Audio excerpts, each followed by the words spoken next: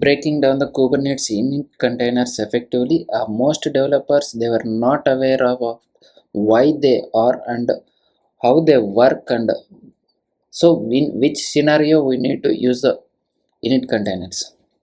So here is the simple and clear cut definition I will give you. So init containers are powerful feature in Kubernetes that run before your main application containers in a pod to ensure that dependencies are ready, and it is essential for reliable deployments like setting up the simple steps or verifying the basics.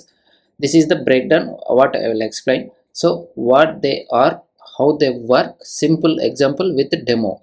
Okay, the number one. So what are init containers? So what are init containers? So why we use, we'll discuss that. Now this is the first step. So what are init containers? Init containers are special containers in a pod specification that execute sequentially before the main container start. So they handle one-time setup tasks such as printing status message, initializing the data, or checking the prerequisites, or setting up the databases. So I'll give you the simple example and clear cut definition. Init containers are special containers in a pod spec. Under specification only we will decide this. Okay, that execute before, that execute sequentially before the main application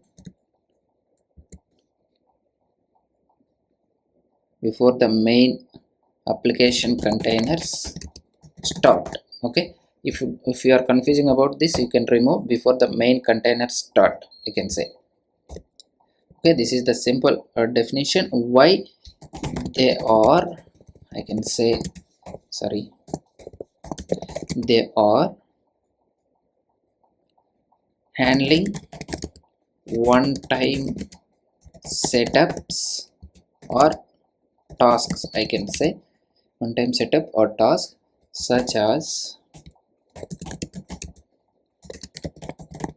printing a message, I can say, setting up DB before your application containers, application before your main containers start.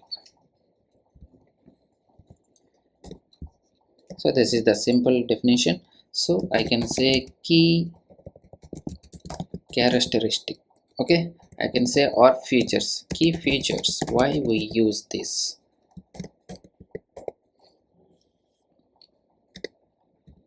So the initial step, we can say, the key feature. So this must complete successfully for the pod to proceed. In case of any failures, restart the pod. They must complete successfully to proceed the pod. Okay, so that is number one. In case of any failures,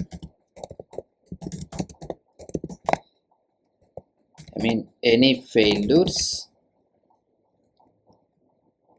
that must be restarted. Restart the pod. Okay, that is a simple one. They run in the main containers.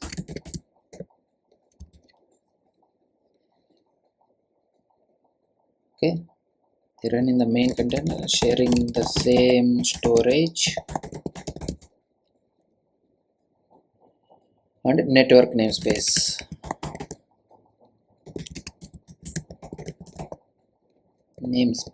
Okay, NAME, same network namespace. So guys, this is very clear, and I'm giving this demo for the nodes, and this is enough for you to understand what is init containers. So they don't run in parallel because that must be executed in order. So it's not okay, there is no compromise on this strict order. It will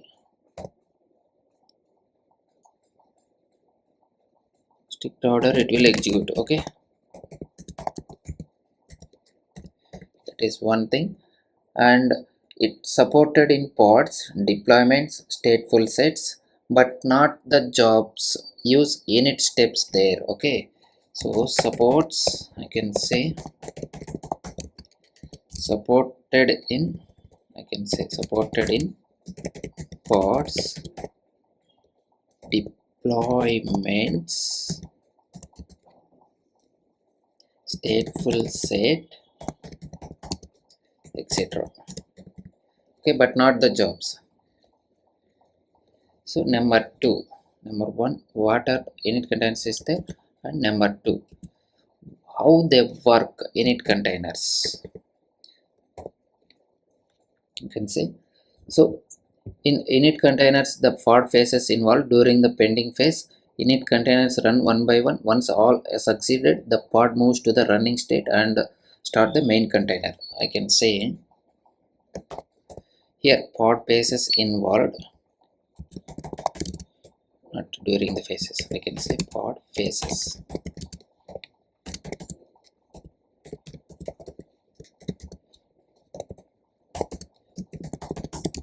During the pending state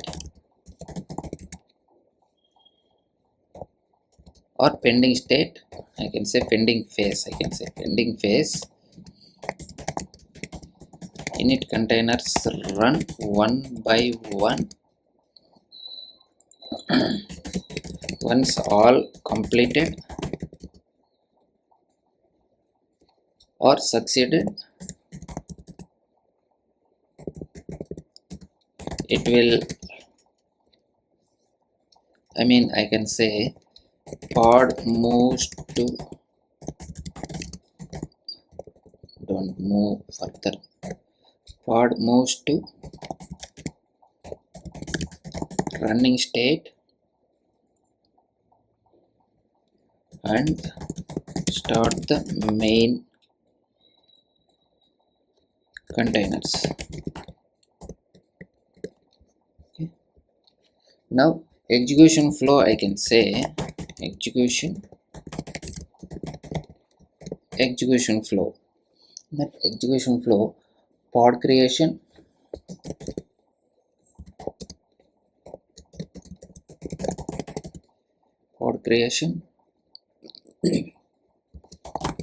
then it will start the init container. Let's say remove this codon. Pod creation, init container 1 starts. So if it is success, then it will move to the init container 2. If any, init container 2, if any, then succeeded or all done init containers.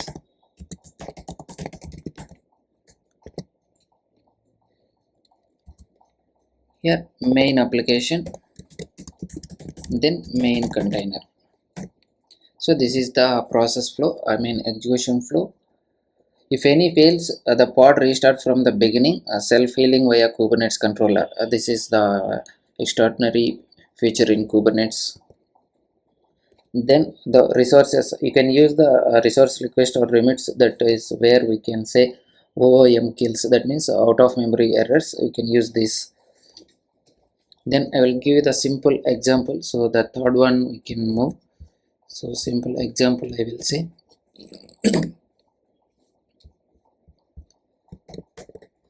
So API version, I'm directly writing the file, so you can array here. So kind is pod,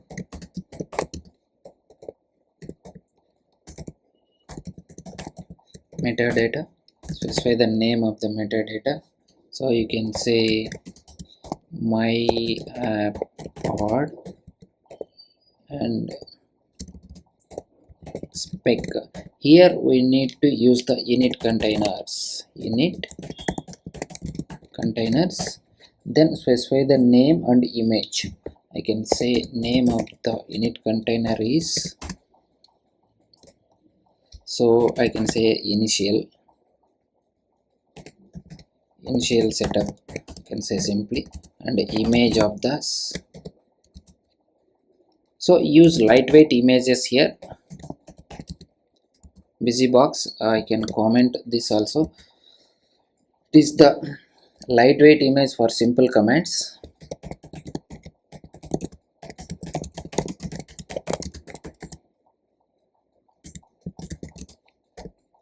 So that you can clearly understand now.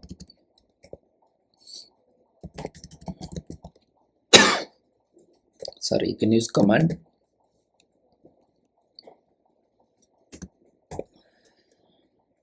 You can use sh.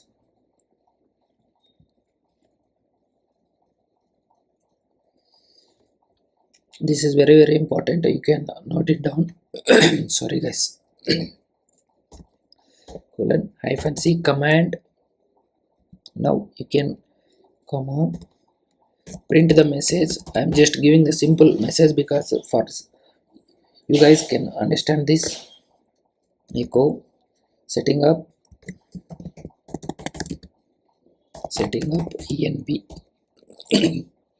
setting up the environment, comma sleep 2. Do not use capitals. Sleep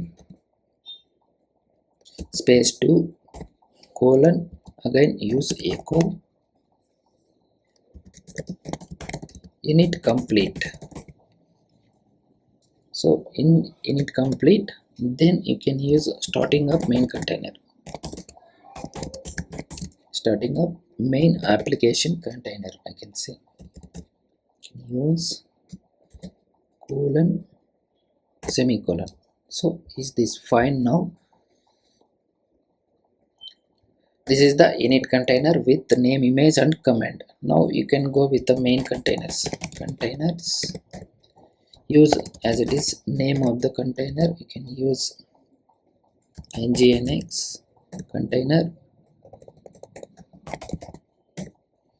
and the image of the container is nginx.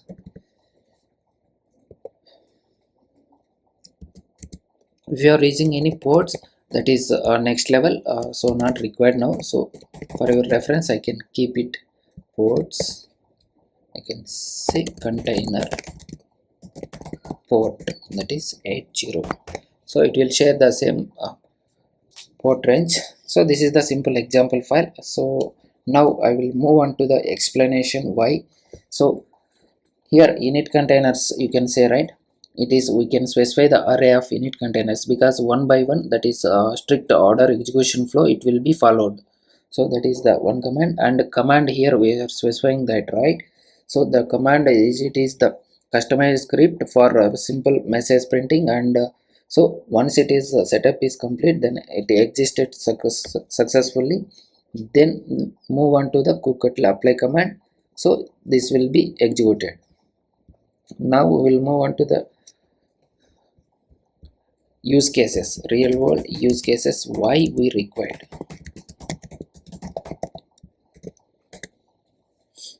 So in real world scenario, dependency waiting, I can say dependency waiting. So what is this mean? It prints the status or simulate checks before application startup. That means prevents the any premature launches. Print status or simulate checks before application startup. So it prevents the premature launches or if any failures. It prevents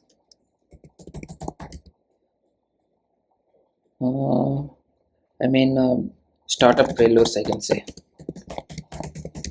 Okay, this is the one thing. And data initialization.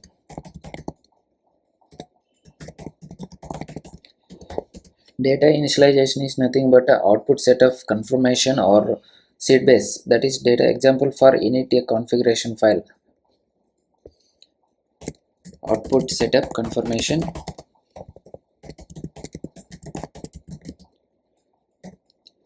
Then security setup. Log credential checks or generate a simple uh,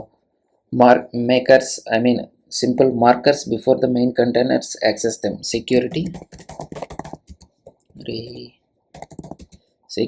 setup or checks. Security checks. Log credential checks.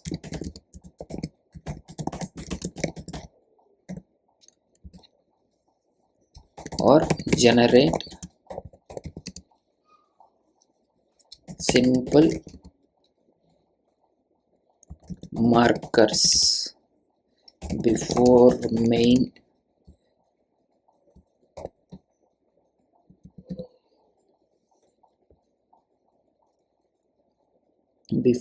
containers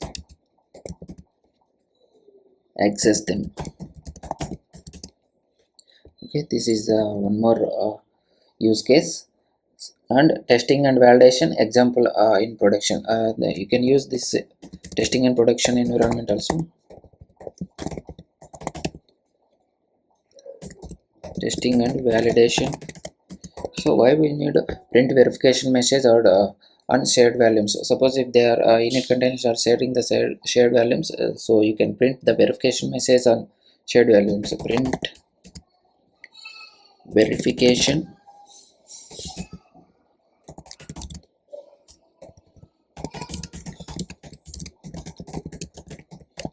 shared values. Okay.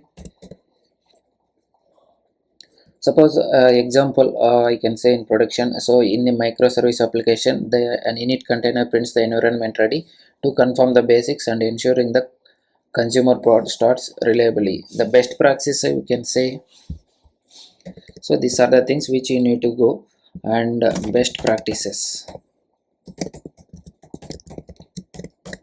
So best practices, keep them lightweight images. Here we are specifying the lightweight images, that is busy box. So keep lightweight images.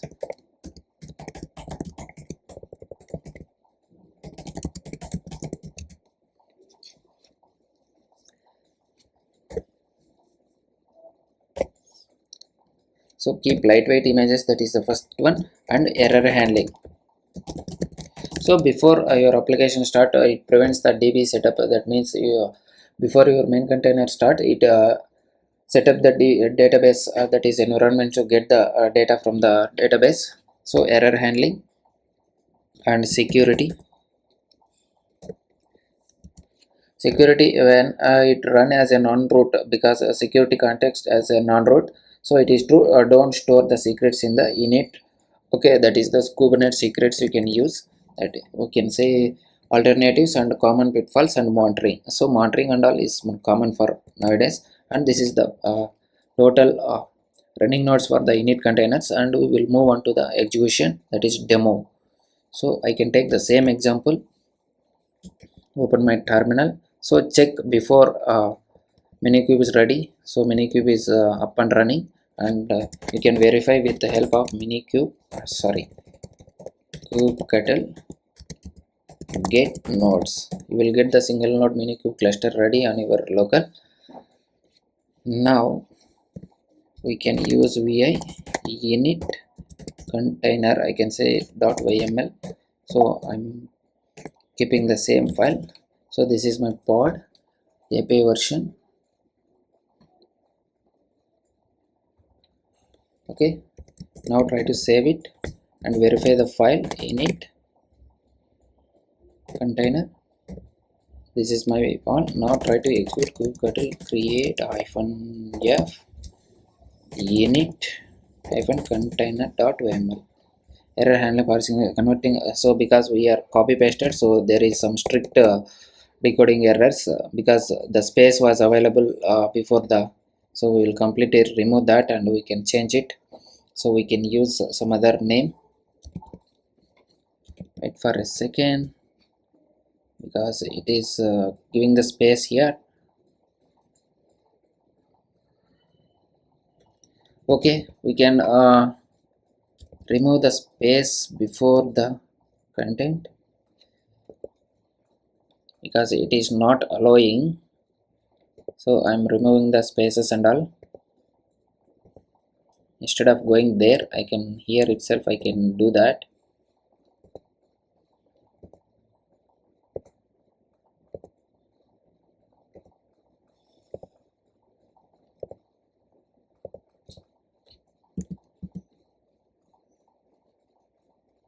So now there is no space and you try to copy paste that. I'll take one more example. Init c.yml, I can say. What is this? Init c. Okay, remove that file init container yml. Now clear this, check if there are any files available. Init c.yml. Remove this one also. Now you can take vi init container.yml. Now paste that, save it, escape colon wq, so it will save the file. And if you want to verify, you can use cat command, it will display the content of the file. Now try to execute kubectl create -f, use the name of that init container init. So pod, my app pod was created. Now try to execute get pods.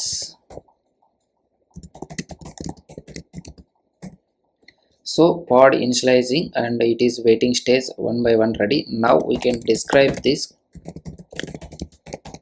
pod my app pod. Now we can see the logs, what happens internally. So here we can see this. So initially we have assigned this busybox image for simple command execution, and it is successfully pulled the image from the Docker Hub busybox and created the container initial setup. So pulling started container, that is initial setup was success. See, you can see this initial setup busybox image we have seen, and that was success. Now it will pulling the image, that is nginx. So what is that nginx image? That is the main container, nginx container. So that is also pulling from the Docker Hub, and nginx container started. You can see this message clearly, started container nginx container. Now we can try to verify that, get the pods. See, my app one is ready. So first it will start the init container. That's what I shown you here. So what are the phases involved while executing this pod creation? So init container 1 starts, and if it is success, then there are any init containers are available further to proceed. The strict order must be followed here.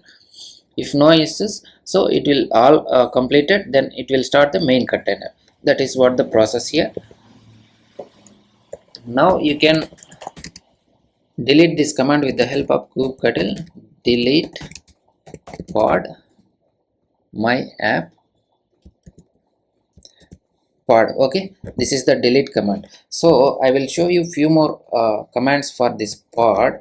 So first, if you want to create the pod using the YAML file, you can use this simple example init container what I have shown you. So via kubectl you want to create, and you can use kubectl run give the name of the pod. So I can say Redis or my app pod. I can say my app pod. I specify the image hyphen image equal to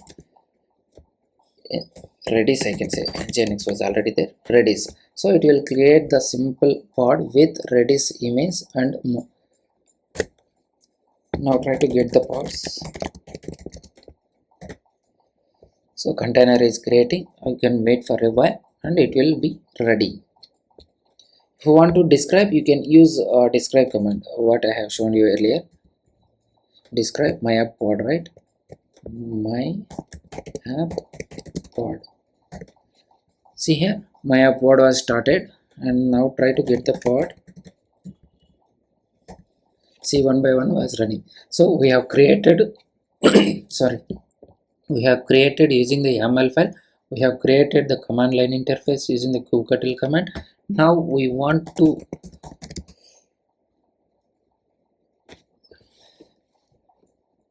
edit without YAML file. Use directly kubectl edit.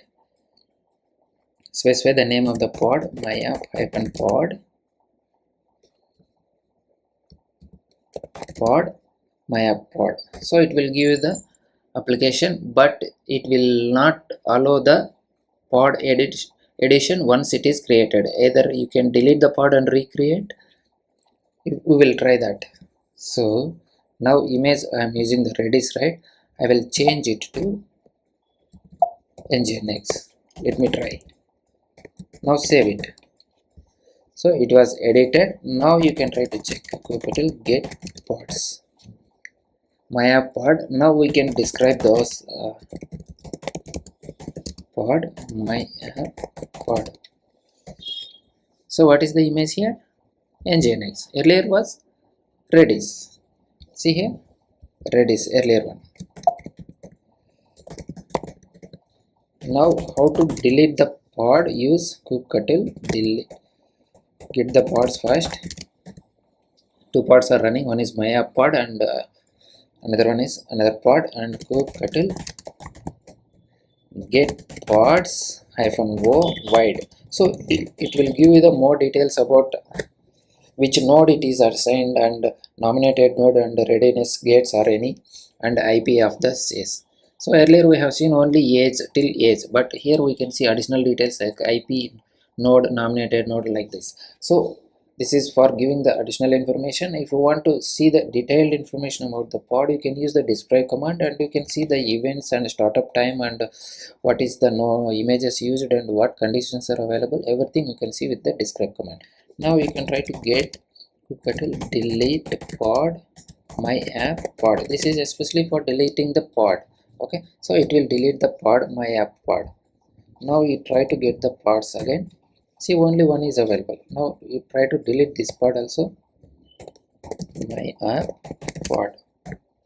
So this one also deleted. Now try to get the pods, empty, no resources found in the default instance. This is how you can work with the pods with the clear-cut definitions with the example demo I have shown. And I hope this helps you to understand with the clear init containers and pod commands, basic commands. So some of requested for the pod command, so I am giving here itself, and you can go through this. If you have any doubts, you can comment it below, and if you need any further information, and you can request in the comment section. I can help you with that. And so if you are giving more comments, I can give you the more content on that. So this is helps you for the better and more content for you guys. Thank you.